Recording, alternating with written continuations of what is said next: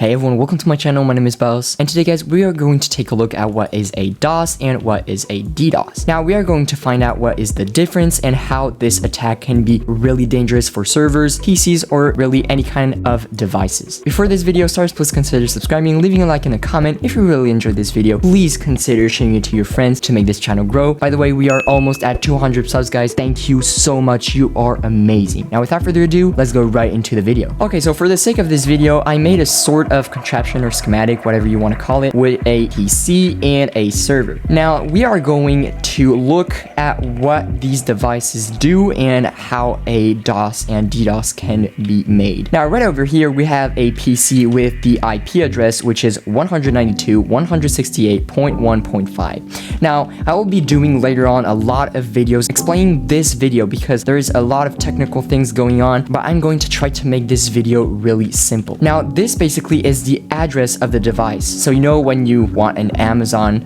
order, well you're going to enter the address of your house. Well, devices have that same thing. They have addresses that can be the same. It depends on if it's a private or public address. So the public address is the one you don't want to give to anyone because it is the one that is going to be able people to connect to your LAN. Now a LAN is a local area network. That means it's like your house, and the WAN is like your city or the world. Now the WAN is the wide area network, but yeah, we'll see all of this in another video. But basically this is the address of the server, and if you want to communicate with him, you need to know that. Now the server has the exact same thing, but we have this number that just changed. Now this is the number of the device, and this is the subnet. Now as you can see, we have the same number over here, which is a 1, and the same number that is over here, which is a 1 as well. Now this is the 10th device on this network, and this is the 5th. Now I'm going to tell you something. Servers and PCs communicate. They communicate a little bit like humans. They talk to each other. Now how does a ping work? Well, you know what? Let's go ahead and do a real life ping. Now to do a ping, it's really simple. You are going to want to open your terminal. If you want to do that, go ahead and type CMD right over here and open the command prompt. Now I want to ping my home router. So to do that, I'm going to type ping and the address of this home router. Now I'm going to type my private address, so this is not dangerous. I do not want to show you guys my public address because that could be really dangerous. Now I'm going to do that 192.168.1.1. If you have a modem, this is most likely going to be your IP address, well, your private IP address. Now let's go ahead and type enter, and as you can see, the computer is going to print these lines. Now what is going on over here? Well, as we can see, we have packets sent, 4 received, 4 lost, 0. Now this simply means that we sent 4 messages, we received 4 messages from the router or the modem, and we lost 0 packets. Well, we lost 0 messages. Now that means that 100 of my messages, well, 100% of my messages went through the modem and got back to me. So that means that I am connected, and that my 2 devices, my computer and the modem, are connected, and that they are talking to each other so they can transfer data. Now, because sometimes you might send maybe 4 packets or 4 messages if you prefer, and you will receive only 1, 2, or 3 because sometimes messages can be lost. Now let's get back to our game. We are going to do a ping in Minecraft. Now to do that, I have this lever that is allowing the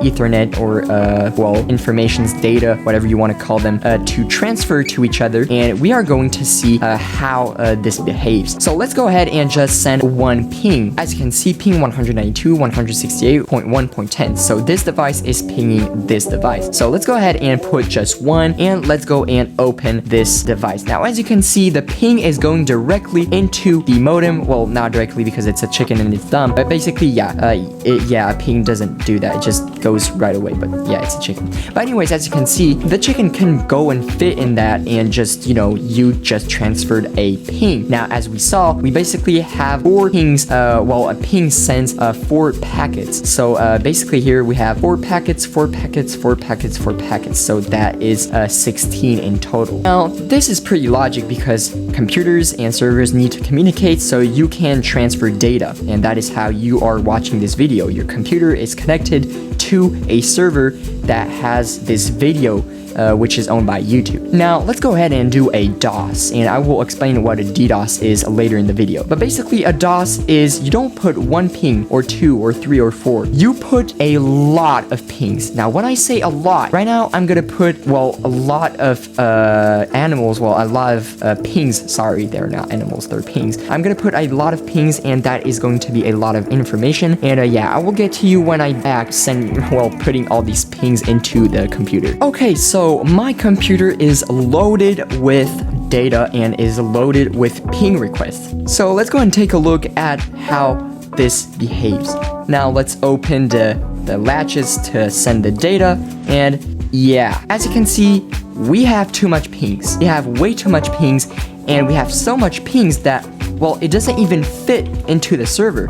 So that means we have so much data that the server can't process them anymore. Now, if you don't understand what is going on here, imagine you going into class or in a mall or whatever, and like 100 people or 100 of your friends come to you and just tell their day. Like they tell you their day. Now imagine them saying to you, okay, now that I told you my day, tell my day back to me so I make sure you understand it good. Well, you're maybe going to say the day of one person, but never in a dimension or any worlds. You are going to say the day of those 100 people with 100% accuracy. That is simply impossible because you are flooded with information, and yeah, you are never going to be able to acknowledge their day. Now, this is exactly what is happening with the server and PC. We are flooding the server with data, so basically it can't respond. It is locked. It's basically kind of dead. The hardware is fine, even though it might be heating up because there's a lot to process, but basically, yeah, you are not going to respawn. So why is this so dangerous? Well, it's really dangerous because if you have a company that has multiple servers like these and multiple devices like computers with your employees working on them, well, if you flood the network, well, basically, no computers will be able to communicate with the servers, so the employees will be stuck and won't be able to do their work. Now, this is why a DOS is really, really annoying and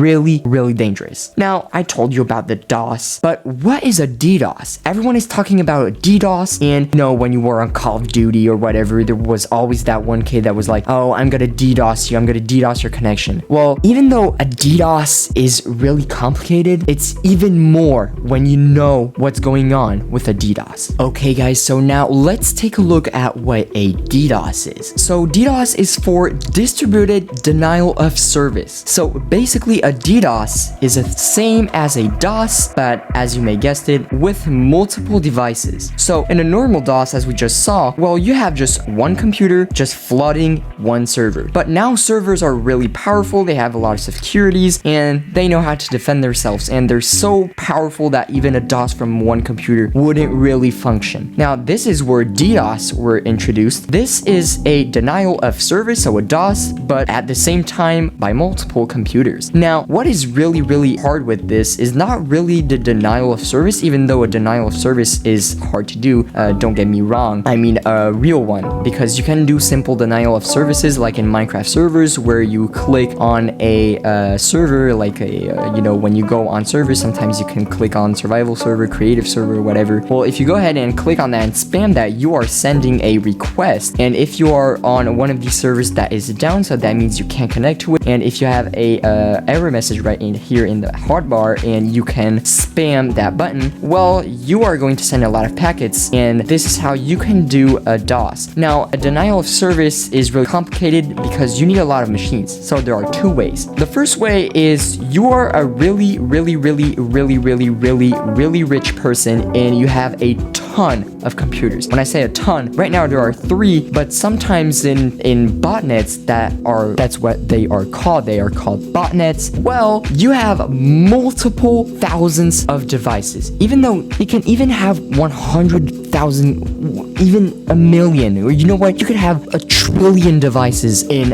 a botnet. Now, a botnet, what is that? Well, opposite to what a normal network is, where you have hardware, just like one computer, 2 computers, 3 computers. A botnet is a net of bots. So that simply means that you have infected these computers. Even your computer might be infected by a botnet. You don't really know.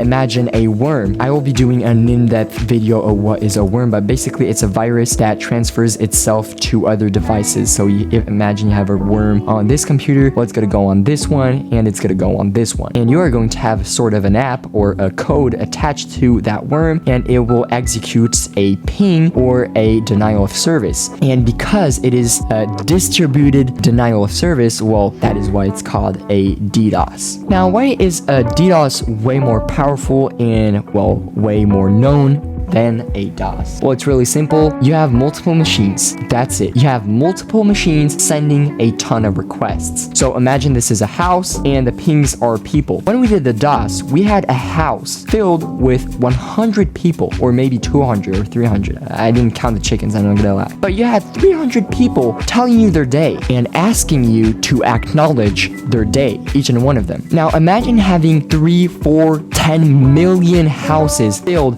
with 300 people in them. So if we do the math for 1 million houses, that means you have 300 million people telling you their name, telling you their day, and wanting you to acknowledge that. Yeah, your server is gonna die. It's gonna die because 300 million people is way too much. It's way too much. Imagine 300 million people. That's like 5 times the population of France. So imagine you all alone on a parking lot, and you have 5 times the population of France just coming towards you and telling you their day and asking you to tell every single one of them their day back. That's impossible. Okay, that's just not possible. So basically, yeah, that is a DDoS and that is a DOS. A DOS is a denial of service, so that means you are going to ask way too much information to a server, and a DDoS is a combination. It's a distributed version of a DOS. So that's why distributed denial of service. Now guys, I hope this video was helpful. If it was, please consider subscribing, leaving a like and a comment. If you really enjoyed this video, please consider subscribing. Don't worry guys, there will be a lot more videos about viruses and attacks and stuff like that, so you guys can understand what is going on with these attacks and how to prevent them. So yeah, anyways guys, I hope you like this video. My name is Baos, offline.